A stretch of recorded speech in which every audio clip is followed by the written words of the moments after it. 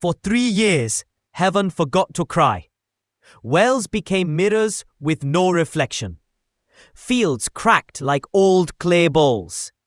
The wind carried dust and rumor, and the rumor had a name: Elijah, the man who shut the sky. On one horizon, a king paces.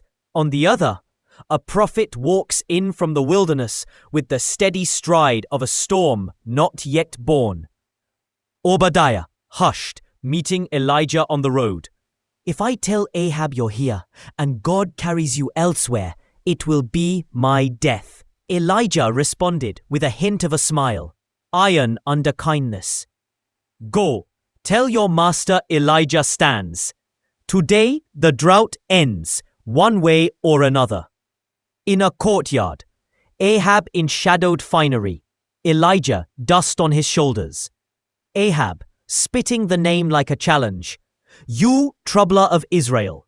Elijah, unblinking, responded, "I am no troubler.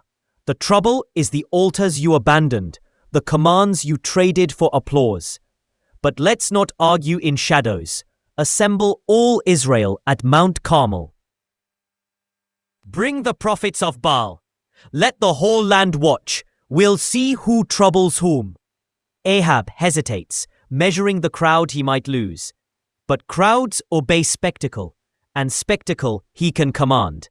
Ahab agreed. "Carmel then, let it be a show." Mount Carmel rises like a spine of stone, Israel pooling at its feet. The air tastes metallic, like a storm held back behind a locked door. Elijah steps forward, one man against many. The prophets of Baal arrive in a bright, noisy swarm. Necklaces clacking, drums barking like restless dogs. With a voice loud above the murmurs, "How long will you limp between two opinions? If the Lord is God, follow him. If Baal, then follow him. But today we decide. 2 altars, 2 bulls, no fire. We call on our gods. The God who answers by fire. He is God." A ripple of excitement shivers through the crowd. An old ache stirred awake.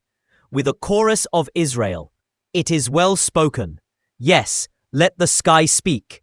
Elijah continued, "You are many. Begin. Call upon your God." The prophets of Baal choose their bull and prepare it. They dance with practiced fury.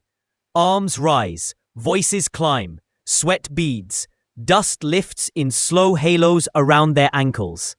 Prophets of Baal chanting, then shouting, "Baal, answer us! Hear us! Send fire!" Hours to noon. Shadows tighten under eyes. The drums grow frantic. The cries tilt from prayer to panic. Elijah, leaning on a broken altar stone, almost sympathetic, almost teasing, responded, "Cry louder. Perhaps he sleeps. Perhaps he's busy. Perhaps he's on a journey. A God like yours must need waking." Their fury blooms. They slash themselves, as is their way. Their blood adds a false color to dry earth.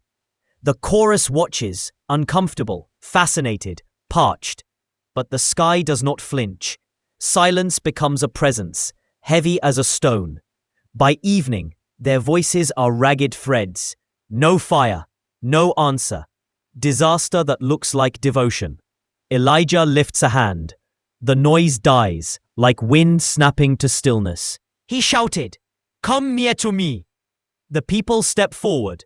What they see is a small thing. A man rebuilding something broken. He gathers 12 stones, one for each tribe, one for each promise, one for every time they forgot and still were remembered. He rebuilds the ruin of an altar with the tenderness of a son fixing his father's table. He digs a trench. He sets wood. He lays the bull. Elijah spoke to attendants. "Fill 4 jars with water." The request is madness in a drought. And yet, water is found.